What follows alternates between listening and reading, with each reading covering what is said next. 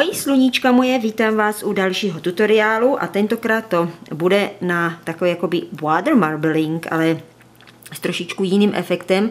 Tady tomu říkají water spotting, což vlastně je na černé barvě, jsou vidět neonové ťupky. Můžete samozřejmě zvolit jakoukoliv barvu, bylo by hezký určitě dát tu základovou neonku, třeba i 3 odstíny a pak se to zakryje tou černou. Co k tomu budete potřebovat? Jakýkoliv kalíšek, já mám tady takovou skleněnou štamprdlíčku, budete potřebovat vodu, doporučuji vodu filtrovanou a v pokojové teplotě. Budete potřebovat lak, já jsem použila tady tenhle černý. Musíte si vyzkoušet laky, co máte doma, protože některé laky na tady ten water spotting nebo vůbec marbling nepracují, tak to nevzdávejte, opravdu zkuste několik černých nebo jakoukoliv jinou barvu budete používat a určitě některá bude pracovat.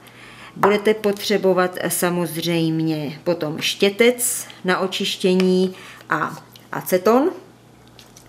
Já, protože mám nalakovaný teď nechtíčky, tak vám to ukážu tady na tomhle, trošku vás ošidím, ale já opravdu nenávidím to čištění okolo, takže pokud to budete dělat a neradi čistíte jako já, tak olepit lepící páskou prstíčky, anebo možná by pracovalo i, jak jsem použila v těch ombre nechtech, tak jsem použila lepidlo. Jestli budete zkoušet lepidlo, dejte mi vědět, jestli to pracuje, bylo by to mnohem jednodušší na čištění. Dále, co budete potřebovat, kromě teda toho černého laku, abyste udělali tady takovéhle dírky, tak budete potřebovat buď aceton ve spreji, nebo alkohol ve spreji, a nebo já mám tady takovouhle starou voňavku, která perfektně pracuje. Takže se dáme do toho. Máte nachystanou vodu v kalíšku, dáte si tam takový 3-4 kapky černého laku, podle toho, jak to chcete, aby to bylo černý. To takhle hezky rozprostře. Samozřejmě pod ty neonky je dobrý dát předtím bílou barvu, protože se úplně rozsvítí. Tak, to by stačilo. A až to máte pěkně takhle rozpitý, tak takhle z dálky na to stříknete ten alkohol a oni se vám udělají takovéhle dírky, malý, velký, zkuste to, jestli se jich udělá víc nebo míň. Chvilku počkejte, jak to bude reagovat, a pak si najdete místečko, který se vám bude nejvíc líbit, a ten nechtíček, který si olepíte, tak do toho dáte. No, myslím, že tady to bude fajn. A držíte to chvílečku pod vodou, aby vám rychleji ten vršek uschnul a mohli se to oddělat, tak na to zkuste foukat.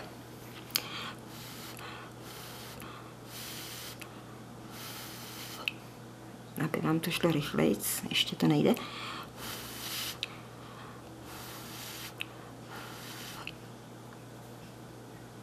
Vidíte, už to zaschlo, takže to jde krásně oddělat ven.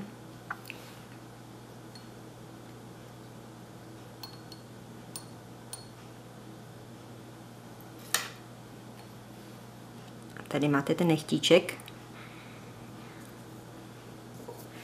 kdy já to teda teď nechám uschnout, a až to uschne, tak to nalakujeme. Tak, doufám, že už je to zaschlý.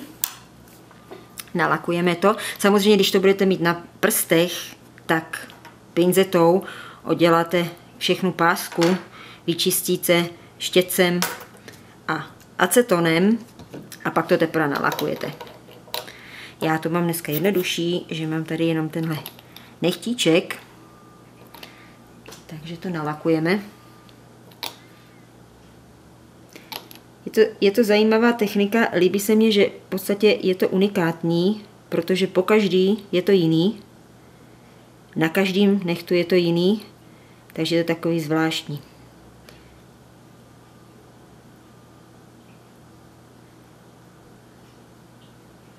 Tenhle nehet jsem schválně zvolila veliký, aby to byla veliká plocha, abych vám ukázala, jak to vlastně udělá to žíhání.